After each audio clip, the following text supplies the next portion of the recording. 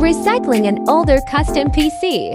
We start by removing all components. There's typically connectors for the motherboard, CPU, fans, and drives. RAM can do a lot for your computer, but overall a processor dictates the capability. Think about it like this.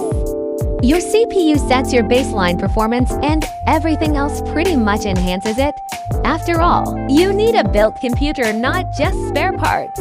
And although some dust is tolerable, build up like this is not and would cause issues while running the PC. Yucky nasty. Also, before you get mad, please remember you're watching me recycle this e-waste. We have bins for each type of component. Mixed metals, copper, aluminum wires, PCB fans, and motherboards separated by socket pin type.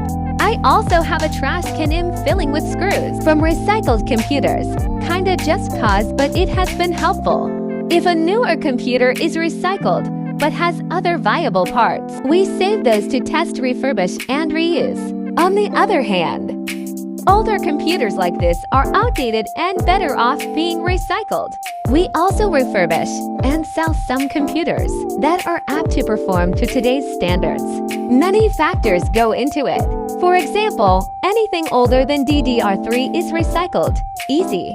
The PCB and motherboards get ground up and filtered to reuse the metal. It's awesome seeing how unique, yet similar all the motherboards can be, and even crazier to think how someone figured that out. Thanks for your time. Okay, bye.